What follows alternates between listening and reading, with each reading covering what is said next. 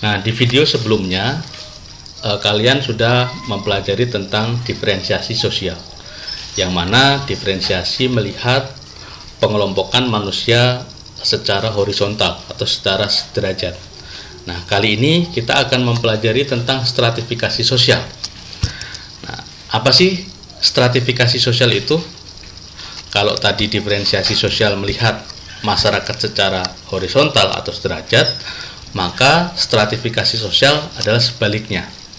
Stratifikasi sosial ini merujuk pada pengelompokan orang ke dalam tingkatan atau strata dalam hierarki secara vertikal, atau bisa juga diartikan mengkaji posisi atau kedudukan antar orang atau antar kelompok dalam keadaan yang tidak sederajat. Nah, ini kita kaitkan dengan perbedaan sosial ya, bahwa kalau kita melihat perbedaan sosial dalam hal agama, suku bangsa, atau ras, memang itu dilihatnya secara horizontal, diferensiasi. Tapi kalau kita melihatnya dari segi, misalnya ada orang yang kaya, ada orang yang miskin, ada orang yang berpendidikan tinggi, ada orang yang berpendidikan rendah, ada orang yang memiliki kekuasaan, ada yang hanya rakyat biasa. Nah, itu perbedaan sosial yang dilihat secara hierarki. Maka kita perlu mempelajari yang namanya stratifikasi sosial. Nah, dasar stratifikasi sosial itu sebenarnya cuma satu ya. Ada sesuatu yang dihargai lebih di dalam masyarakat. Ya, jadi kenapa kedudukan si A lebih tinggi daripada kedudukan si B? Nah, karena masyarakat menganggap bahwa si A ini punya sesuatu yang tidak dimiliki oleh si B tadi. Nah, sesuatu itu apa? Ya, ada di sini nih. Berupa kekayaan, bisa berupa kekuasaan, kehormatan, keturunan, pendidikan, dan ilmu pengetahuan. Jadi, kenapa terjadi stratifikasi sosial di masyarakat? Karena memang ada ketimpangan, ya, ada distribusi yang tidak merata. Misalnya kekayaan, kalian bisa melihat, mengobservasi di lingkungan tempat tinggal kalian bahwa orang-orang yang memiliki kekayaan lebih ya, atau disebut orang-orang kaya, biasanya lebih dihormati daripada orang-orang yang memiliki penghasilan di bawah rata-rata atau orang miskin. Kenapa? Karena masyarakat menganggap ada sesuatu yang prestis gitu ya. Jadi dia orang yang kaya, maka perlakuannya pun agak cenderung berbeda daripada yang miskin. Dan itu fakta gitu. Ya, jadi kekayaan menjadi salah satu dasar kenapa orang itu digolongkan ke dalam kelas-kelas secara bertingkat. Makanya kalau ukurannya kekayaan di dalam masyarakat itu biasanya akan dibagi menjadi 3 bagian. Ya, ada kelas atas, kelas menengah, kelas bawah. Nah, ini semacam apa ya? Apa itu yang bentuknya seperti, jadi kelas menengahnya ini biasanya lebih banyak daripada kelas atas ya, seperti model layang-layang ya. Kalau segitiga kan berarti yang kelas bawahnya lebih banyak daripada kelas menengah atau kelas atas ya. Kalau ini yang kelas menengahnya biasanya lebih banyak daripada kelas atas atau kelas bawah. Nah, itu kalau dilihat dari kekayaannya. Kalau kekuasaan, nah, kekuasaan ini modelnya nanti bisa model segitiga gini, dimana orang-orang yang punya kekuasaan itu jumlahnya lebih sedikit daripada orang-orang yang tidak memiliki kekuasaan. Nah, kekuasaan ini menjadi dasar stratifikasi karena kewenangan yang dimiliki. Sebagai contoh misalnya, jabatan sebagai presiden tentu lebih dihormati daripada jabatan sebagai wali kota atau bupati misalnya. Kenapa? Karena kekuasaan presiden lebih besar daripada kekuasaan bupati atau wali kota. Nah, itu kalau dilihat dari kekuasaan. Nah, kehormatan. Kadangkala kita tidak perlu punya kekuasaan, kekayaan, pendidikan, atau keturunan ini. Tapi ada orang-orang tertentu yang di masyarakat itu yang mana dia dihormati karena biasanya dia memiliki sesuatu gitu.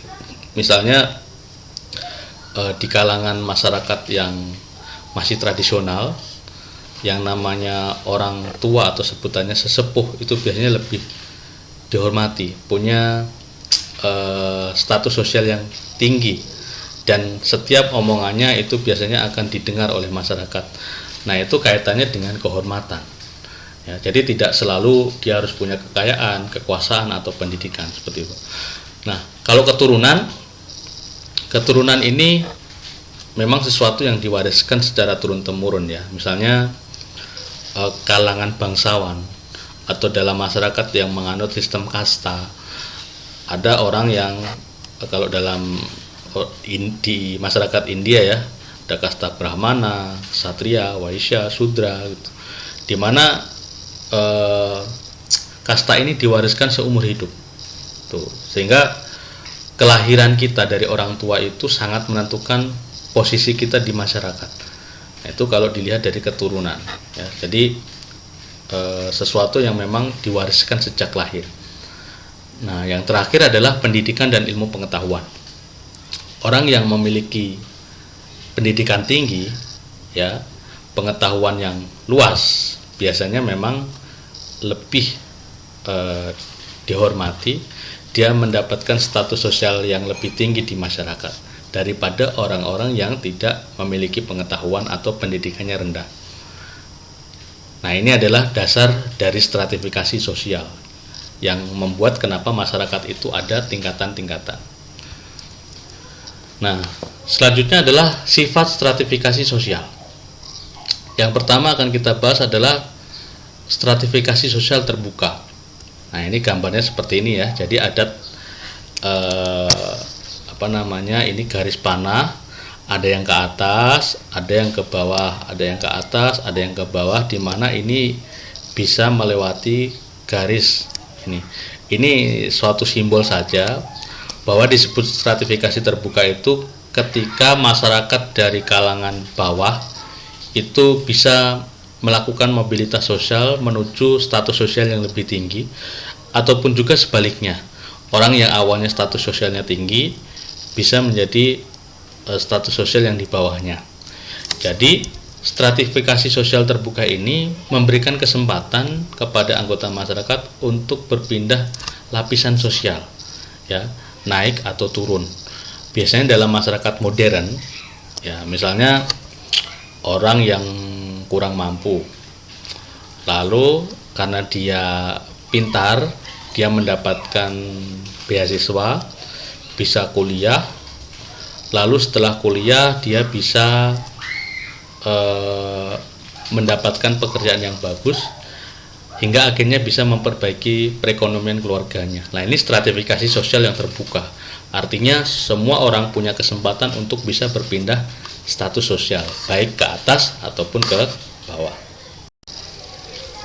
Nah, selanjutnya adalah stratifikasi sosial tertutup. Stratifikasi sosial tertutup, lah ini gambarnya ya. Jadi gambarnya itu garis panahnya tidak bisa melewati lapisan, baik itu ke atas ataupun ke bawah. Jadi hanya berada di dalam lapisannya saja. Makanya panahnya melengkung seperti ini.